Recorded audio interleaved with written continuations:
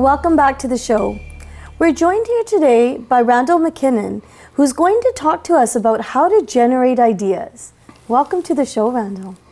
Thank you very much, Jeevy. It's a pleasure to be here. So, Randall, tell me, how did you get into this line of work of generating ideas? Like, give me some sense into your background. Well, it's more than just work. It's sort of a way of being. First of all, I'd just like to say the idea of sustainability that Russell stressed is one that really has legs. It came out of the Brundtland Commission primarily in about 1988, and it's still with us in a very strong way today. I was a student in math and was quite good in math in university, and math has its own share of ideas, but I was in a psychology class that I took as an option, where I got really excited about discussing ideas, primarily with young women, I might say. Okay. And I found that I was really captivated and charmed in discussing ideas and depth of emotion, and it really changed my life and changed my major to psychology and then subsequently social work. And so I got 3 degrees, and they helped me in terms of personal development, community development, and organizational development. And over the years, over the last 40 years, I've been involved in mental health counseling, in community development work, and in organizational development work. And most recently in leading philosopher cafes, which is just an explosion of ideas in a great sense, and in working with groups and appreciating the ideas of different people and helping to stimulate thought. And so it's just been a passion of mine, much more than just work, or at least a labor of love. Okay. Randall, so when we think about an idea, where do ideas come from? Well, that would be, you'd have to devote your whole series to that. Okay. They come from everywhere, and I can tell you a little bit about where they come from for me. I think maybe where I'll start is just to say that one should capture ideas, and in many situations, sometimes it's important to just act. You know, if there's a fire, you run out of the theater. You don't start talking about, well, light my fire, isn't that a nice song? Isn't that a good idea? You act. But if you have the opportunity to generate ideas or think through ideas, there are a million sources of ideas, and it can be helpful sometimes to list them. I say write them down, or put them into a computer, or now the electronic recording devices. Of course. And there are many ways that you can get those ideas. You can get them from friends, associates, from thinking about other related experiences, other jurisdictions, books, television shows, sleep, from dreams. There are just a million ways.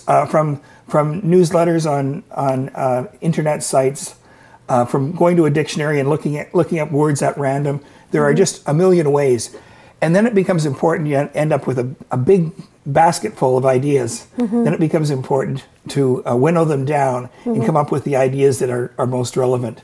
If I were to give you the short course on ideas, it would basically be the foundation, the brick that builds the building. It would be brainstorming. And that is generating ideas without being critical and saying, well, that's wrong, or that doesn't work in this instance, but just collecting them all up and then finding a way to critically evaluate them that meets your current circumstances. Can't afford it. It's purple. It doesn't go with my outfit. My girlfriend doesn't like it. Already done that. It didn't work. Whatever. But you have to start somewhere and come up with a range of ideas first.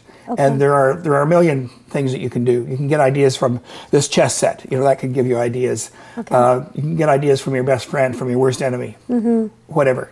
Now, it seems that ideas require a lot of thinking time. Not necessarily. No? Like I found sometimes I have trouble with writing if I'm writing for other people, like if it's to sort of a PR job. But I rarely have idea block, or I don't know if that's a term, but say writer's block when it comes to writing ideas. They're there. Okay. They are for me anyway. Well, if you free up the system, if you exercise your mind and allow the ideas to come, what a lot of people do is they censor their ideas because they don't think they're good enough, or I'm not smart enough, or I couldn't do that, so-and-so can do that, I can't do that.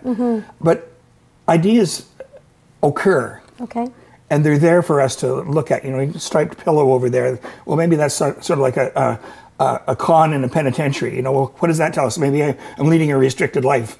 Well, gee, maybe what I should do is become more free. You know, it's like Robin Williams with improv. You know, not everybody has his ability, but everybody has the potential to allow for a certain stream of consciousness and to develop that in themselves. And in other instances, to take a list of ideas that other people have and apply them to themselves to see which ones are most relevant. And then to select the one that works best for them. True enough. You remind me of an exercise I did once in a classroom setting. And what we had to do was, and somebody in the group had to say any word, the first word that came to mind. And somebody in the group said pig.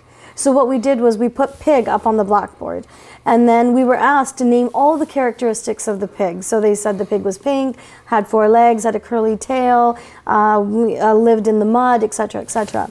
And then we took a concept such as wanting to sell a balloon. Somebody had opened up a balloon company and they wanted to market these balloons. So how they tied them in was they said, let's now take the characteristics of the pig that we've listed and see how those characteristics could be used to market a balloon, which has complete opposite ends.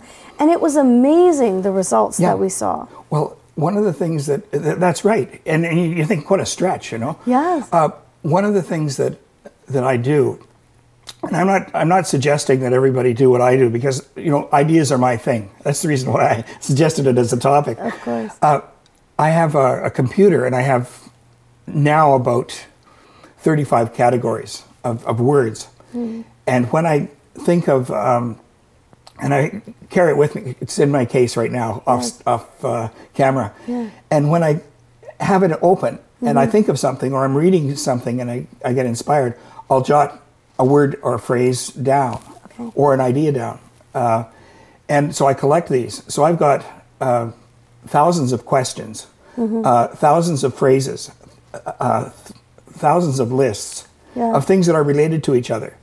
And the idea being that I'm stockpiling them so that when I have a creative workshop, I can pull them out.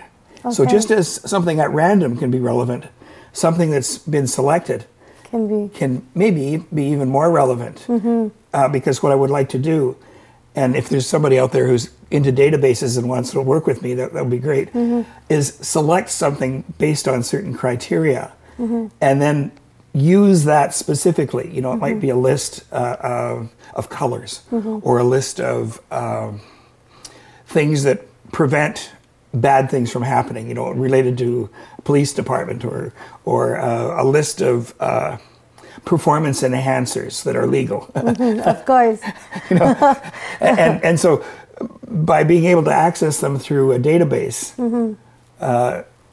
I can't remember all of the things all the ideas that have crossed my mind in the last year, but I can recognize them when they reappear. Of course. And then say, oh, I know how I wanted to use that. And so that's where generating and then collecting and storing and tagging the ideas becomes useful. So Randall, are ideas different than solutions? What's the difference? Oh, absolutely. Ideas. This isn't my idea, but it's one that I'll use. Some creative people say, and I agree with them, that if you want to come up with good ideas, generate lots of bad ideas. In other words, generate ideas, because some of them aren't going to be good, but the more ideas you generate, the greater the chances are that some of them will be good.